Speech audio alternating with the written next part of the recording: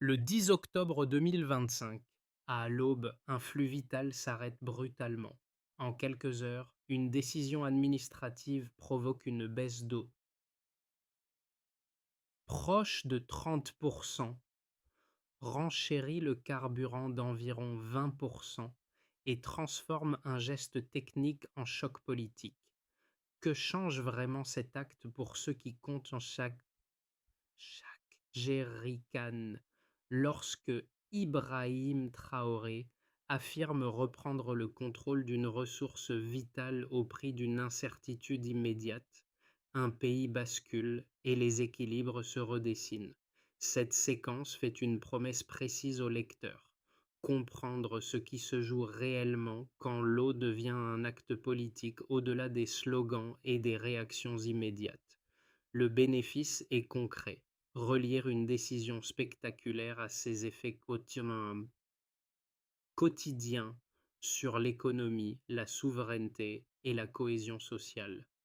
Il ne s'agit pas d'annoncer un verdict, mais d'examiner un mécanisme. L'enjeu est élevé parce que la décision intervient dans un pays déjà sous tension, une ressource vitale longtemps gérée par des chaînes techniques extérieures et soudain reprise sans période de transition. Ce choix expose des fragilités, mais il révèle aussi des dépendances normalisées depuis des décennies. Chaque étape de l'analyse distinguera donc deux plans: les risques immédiats et les transformations plus profondes. En suivant la décision pas à pas, le lecteur pourra mesurer ce qu'elle impose aux institutions, au marché et à la vie ordinaire. La question centrale guidera l'ensemble: un État peut-il reprendre le contrôle d'une ressource essentielle sans fragiliser durablement son tissu social et productif? En moins de 24 heures, l'approvisionnement en eau recule d'environ 30% dans plusieurs zones urbaines et rurales. Ce chiffre, brut, suffit à montrer que la décision ne relève pas d'un simple ajustement technique, mais d'un choc systémique déclenché par un acte politique assumé.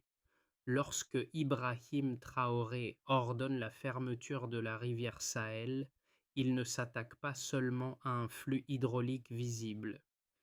Il met à nu une architecture héritée de plusieurs décennies, fondée sur des infrastructures conçues, maintenues et pilotées par des acteurs extérieurs. Avant le 10 octobre 2025, l'accès à l'eau semblait stable. En réalité, il dépendait de chaînes techniques et numériques dont l'État burkinabé ne maîtrisait ni les données ni les leviers de décision. Et c'est là que le déclic apparaît, presque comme une mini-révélation. La fermeture ne crée pas la dépendance, elle la rend visible. Avant, le système fonctionnait tant que les flux extérieurs restaient intacts. Après, la rupture expose l'absence de contrôle local, depuis les stations de pompage jusqu'aux serveurs climatiques. Ibrahim Traoré agit ainsi sur un levier invisible du quotidien, celui qui conditionne l'agriculture, la vie urbaine et la sécurité alimentaire sans attirer l'attention en temps normal. Ce contexte explique la rapidité de la réaction internationale. Les marchés interprètent la décision comme un signal de risque. Des institutions financières évoquent des mesures de rétorsion, tandis que des entreprises opérant autour de la rivière recalculent leurs pertes potentielles. La question cesse d'être uniquement hydraulique. Elle devient économique et diplomatique, inscrite dans des rapports de force régionaux déjà fragiles. Sur le terrain, pourtant, une dynamique différente apparaît presque simultanément. Dans plusieurs quartiers de Ouagadougou et dans certaines zones rurales, des formes d'auto-organisation émergent. Cette réponse sociale crée un contraste saisissant. Là où l'extérieur voit une instabilité, une partie de la population perçoit une reprise de contrôle longtemps différée. Ibrahim Traoré devient alors le point de référence d'un débat plus large entre fragilité immédiate et aspiration à l'autonomie, qui redéfinit le cadre de la crise. Pour saisir l'impact réel de la fermeture, il faut quitter les déclarations officielles et observer les premiers relais humains de la décision. À Ouagadougou, dès les jours qui suivent, l'eau n'arrive plus de manière régulière. Les routines les plus simples se transforment. Des quartiers s'organisent par créneaux, improvisent des circuits de distribution et négocient l'usage de chaque réserve disponible. Dans ces espaces, la décision ne reste pas abstraite. Elle se discute dans les files d'attente, sur les marchés, dans les cours familiales. Des comités de quartier apparaissent sans plan centralisé. Leur objectif est immédiat: répartir l'eau restante et prévenir les conflits. Cette organisation n'est ni idéologique ni durable par nature. Elle est pragmatique, dictée par l'urgence et par la rareté. Plus au nord, près de Kongoussi, le choc prend une autre forme.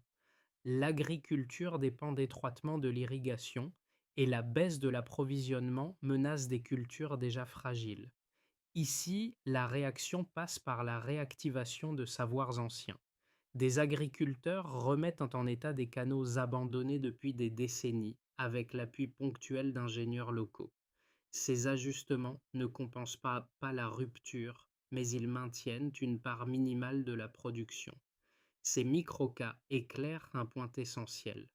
La décision attribuée à Ibrahim Traoré agit comme un révélateur des capacités internes du pays. Elle expose ce qui manque, mais elle fait aussi apparaître des acteurs intermédiaires, longtemps invisibles entre l'État et la population.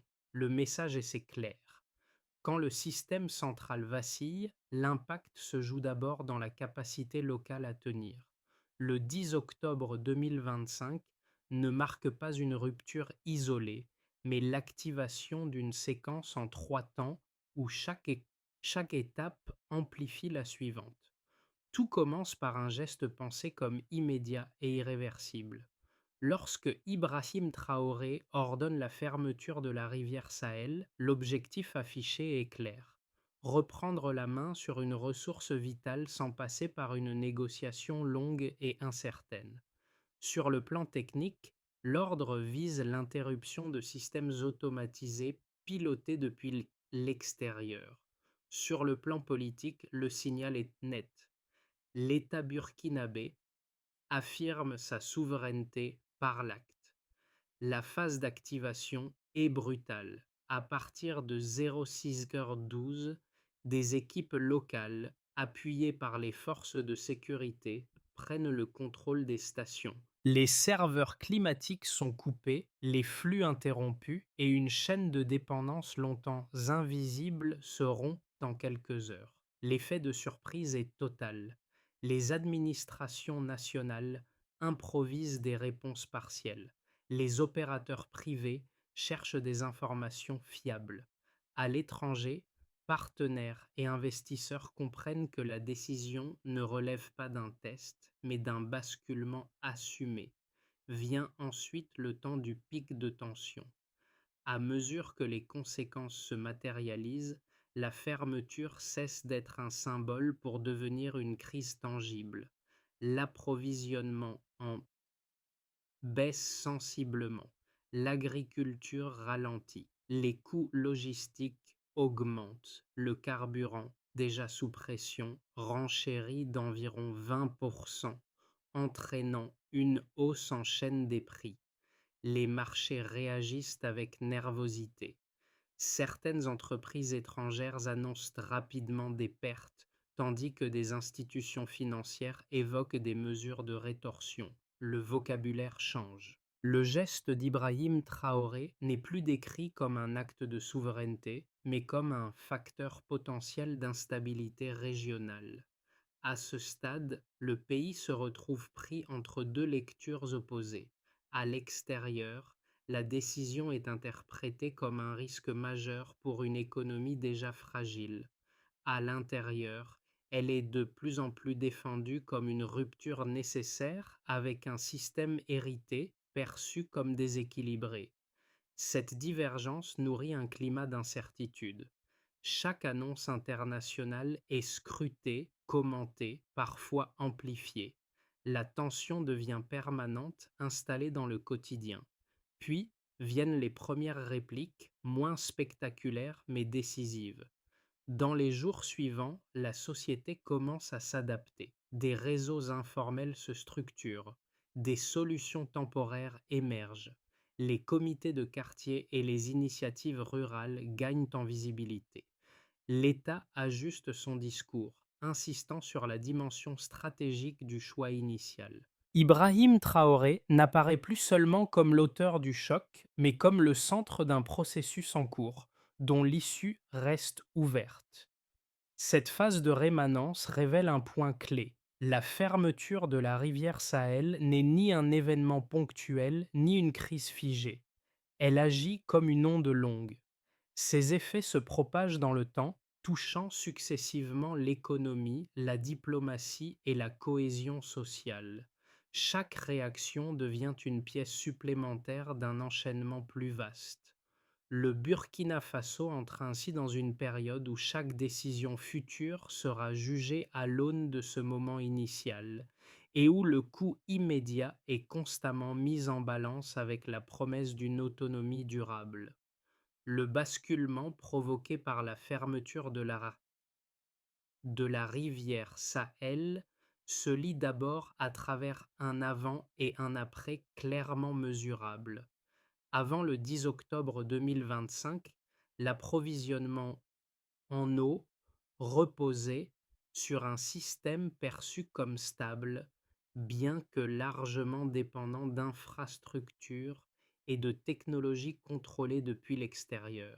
Après la décision prise par Ibrahim Traoré, cette stabilité apparente se transforme en indicateur chiffré de fragilité qui donne une épaisseur concrète à la crise.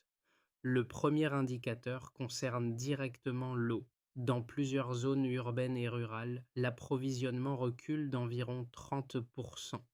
Ce chiffre n'est pas uniforme, mais il est suffisant pour perturber l'ensemble du système.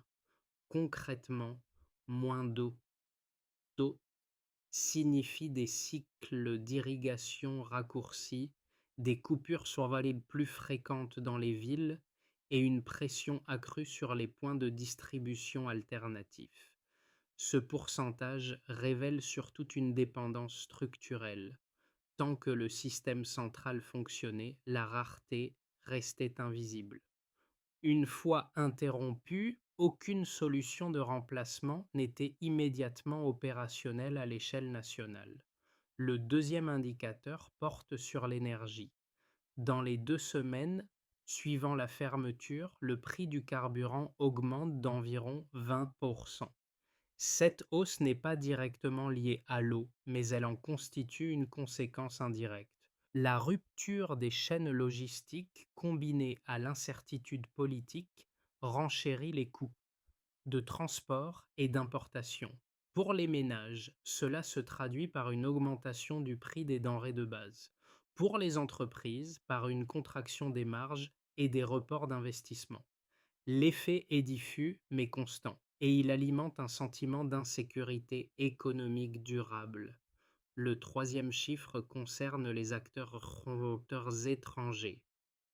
Dans les 2 mois suivant la décision, plusieurs entreprises opérant autour de la rivière Sahel enregistrent des pertes estimées entre 25% et 40% de leurs bénéfices. Cette chute rapide met en évidence un point souvent sous-estimé. Leur modèle reposait sur un accès garanti et peu contesté à la ressource. La fermeture décidée par Ibrahim Traoré ne déplace pas simplement le problème. Elle redistribue brutalement les coûts entre acteurs locaux et internationaux, en exposant ceux qui dépendaient le plus d'un cadre stable et externalisé. Pris ensemble, ces chiffres racontent une histoire plus nuancée qu'un simple effondrement. Ils montrent un choc initial sévère, mais aussi la fin d'un équilibre artificiel. Avant, la performance du système masquait son obsolescence et son inadéquation aux besoins locaux. Après, la crise rend visible des failles longtemps ignorées. Les données deviennent ainsi un outil politique à part entière. Elles servent à alerter sur les risques immédiats, mais aussi à justifier la nécessité d'une réorganisation profonde. La question centrale reste ouverte.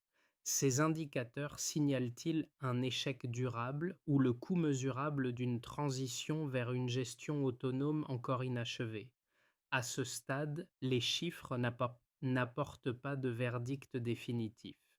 Ils fixent le cadre d'un débat où chaque pourcentage devient un argument et où la prédécision demeure incertaine. La fermeture de la rivière Sahel cristallise deux lectures opposées, chacune structurée et cohérente. La première est portée par des économistes internationaux et des institutions financières. Leur raisonnement est linéaire.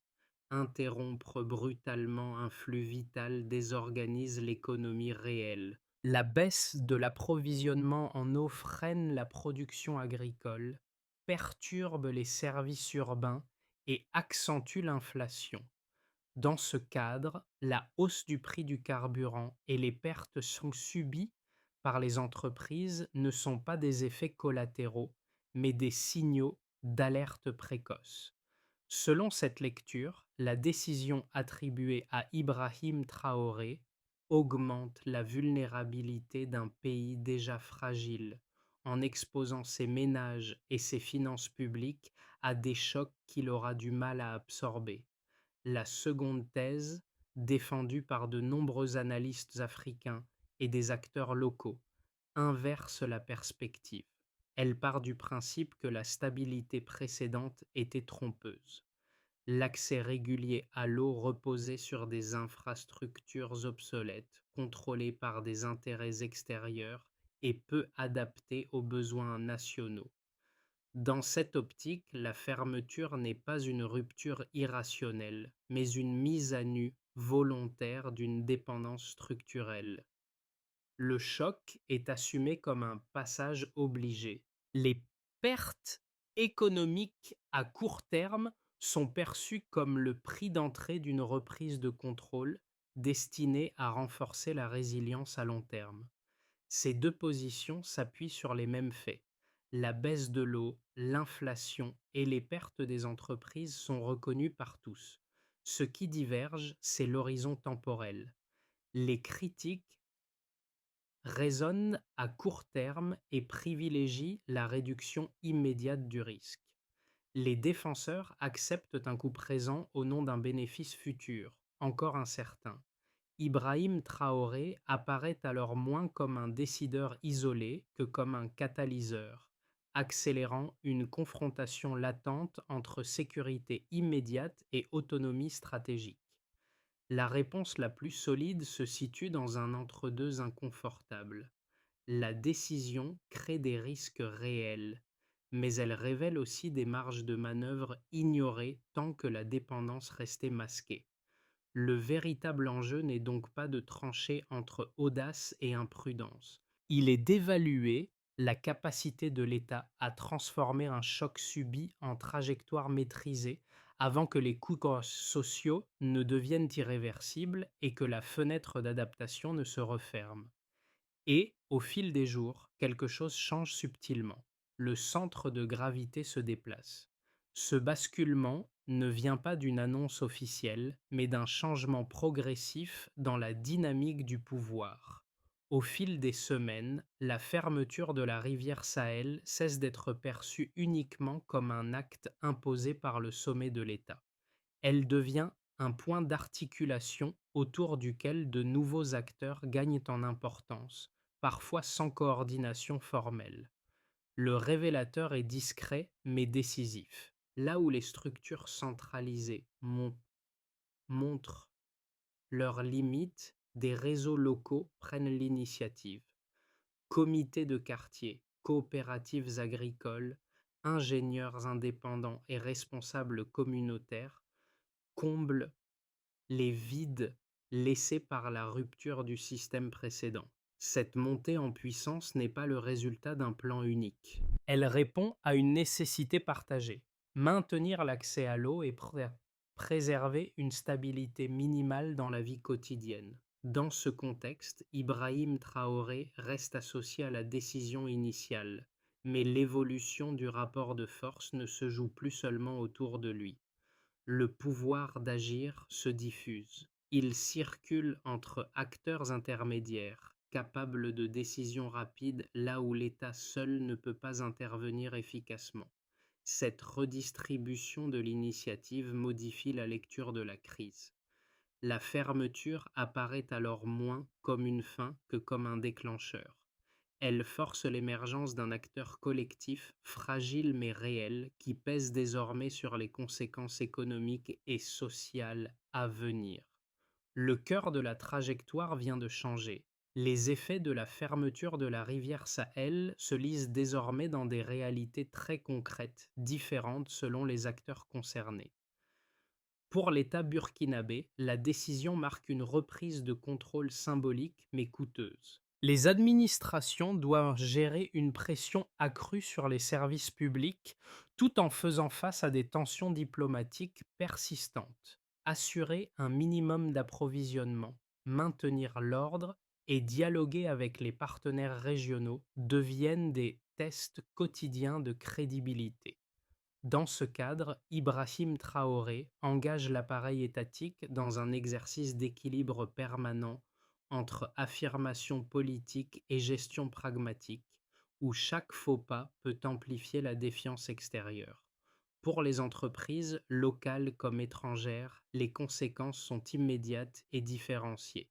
Les sociétés dépendantes de l'eau voient leurs coûts augmenter et leurs marges se réduire, tandis que la hausse du carburant renchérit le transport et l'énergie. Certaines entreprises étrangères enregistrent des pertes rapides, évaluées entre 25% et 42% de leurs bénéfices, ce qui entraîne des gels d'investissement ou des retraits partiels. À l'inverse, des acteurs locaux commencent à occuper les espaces laissés vacants, parfois de manière informelle. Cette recomposition crée de l'incertitude, mais elle ouvre aussi des opportunités pour ceux capables d'adapter leur modèle à un environnement moins dépendant de flux externes stables. Les ménages ressentent la crise de façon plus directe encore. La baisse de l'approvisionnement en eau, proche de 30% en certaines zones, modifie les routines quotidiennes. Les files d'attente s'allongent, les réserves sont rationnées et les dépenses contraintes augmentent sous l'effet de l'inflation. Dans les villes, la solidarité de voisinage compense partiellement les défaillances du système. Dans les zones rurales, l'impact se traduit par une pression accrue sur les récoltes et les revenus. Ces ajustements limitent les conflits à court terme, mais ils restent fragiles si la situation devait se prolonger sans amélioration structurelle. À l'échelle régionale, la décision agit comme un signal observé de près. Les pays voisins scrutent les effets de ce choix souverain, oscillant entre prudence et intérêt. Certains y voient un précédent risqué, susceptible de fragiliser la coopération autour des ressources partagées. D'autres y perçoivent une source d'inspiration, un rappel que la dépendance peut être remise en question, même au prix d'un choc initial. Le geste associé à Ibrahim Traoré alimente ainsi un débat plus large sur la gestion des ressources en Afrique de l'Ouest, où la frontière entre coopération et compétition demeure instable. Pris ensemble, ces quatre niveaux d'impact dessinent une réalité complexe. La fermeture de la rivière Sahel ne produit pas un effet unique, mais une série de répercussions imbriquées. Chacune pèse différemment, mais toutes redéfinissent les priorités et les marges de manœuvre du Burkina Faso dans un contexte déjà tendu. La trajectoire reste ouverte, suspendue à la capacité des acteurs à transformer ces conséquences en levier plutôt qu'en impasse. À l'horizon des 6 à 12 prochains mois, trois trajectoires plausibles se dessinent sans qu'aucune ne puisse être considérée comme acquise. Le premier scénario, souvent qualifié de base, repose sur une stabilisation progressive mais fragile. Dans cette configuration, l'État parvient à limiter les ruptures les plus graves grâce à des ajustements techniques ciblés et à une coordination minimale avec les acteurs locaux. L'approvisionnement en eau reste contraint, mais devient plus prévisible. L'inflation ralentit sans disparaître et les tensions diplomatiques persistent sans basculer vers un isolement total. Ce scénario exige une gestion constante de l'urgence et une discipline politique élevée pour éviter l'épuisement social. Le scénario optimiste suppose un basculement plus profond. La crise agit alors comme un accélérateur de réformes. Les initiatives locales se structurent, les compétences techniques nationales montent en puissance et des partenariats régionaux pragmatiques émergent. La gestion de l'eau devient plus décentralisée, mieux adaptée aux réalités locales, avec des circuits si l'arrêt de décision plus court, dans ce cadre, la décision initiale associée à Ibrahim Traoré est réinterprétée comme un point de départ plutôt que comme une rupture isolée. Les coûts initiaux restent élevés, mais ils sont progressivement compensés par une amélioration de la résilience et par une crédibilité accrue sur le plan régional. Le scénario pessimiste, enfin, repose sur l'hypothèse d'une accumulation de blocages.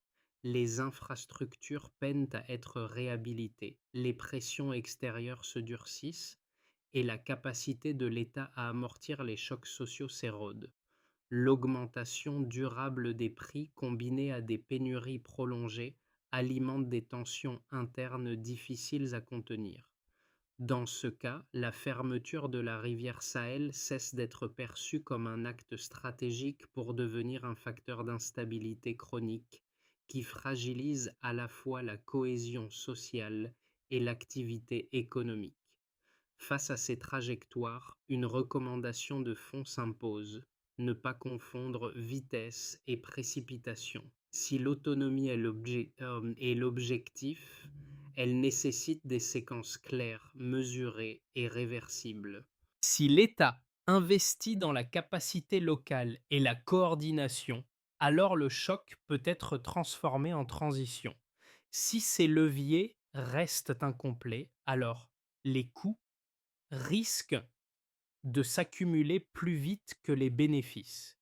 La question n'est donc pas de savoir quel scénario se réalisera, mais quelles décisions prises aujourd'hui orienteront le pays vers l'un ou l'autre, dans un contexte où chaque mois compte.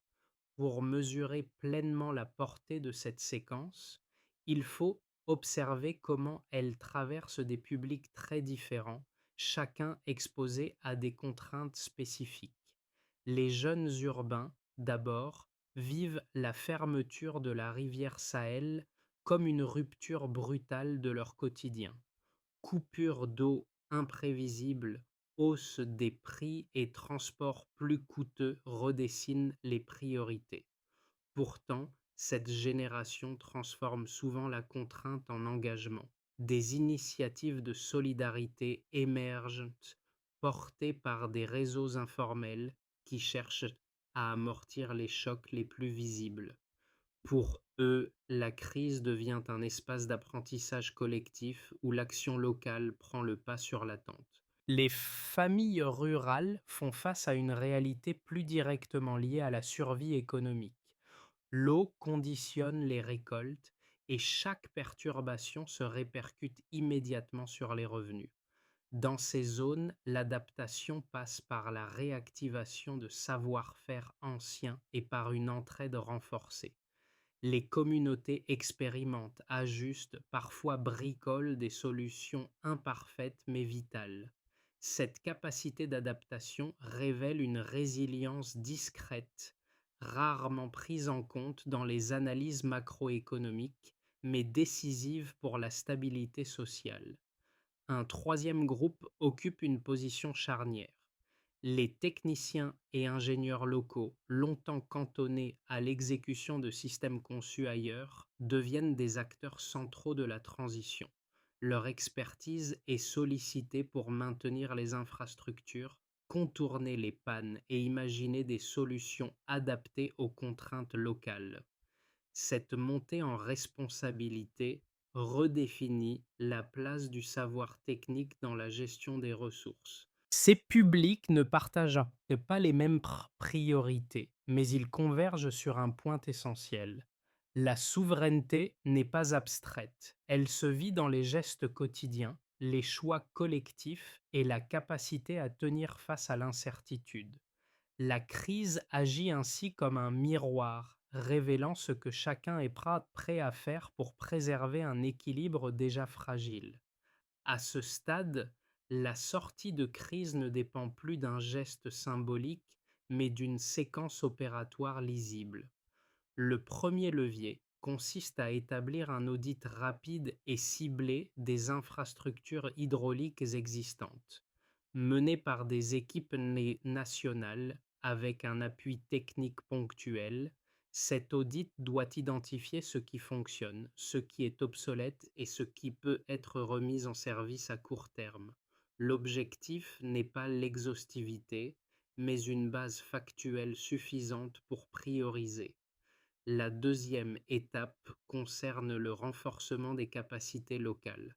Former et retenir des ingénieurs, des techniciens et des gestionnaires devient une nécessité immédiate. Des programmes courts orientés vers la maintenance et l'adaptation permettent de réduire la dépendance opérationnelle. Cette montée en compétences crée une chaîne de décision plus réactive, capable d'intervenir sans attendre des validations extérieures.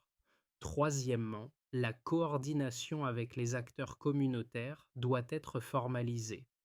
Les comités de quartier et les coopératives rurales déjà actifs peuvent devenir des relais reconnus si des règles simples sont établies.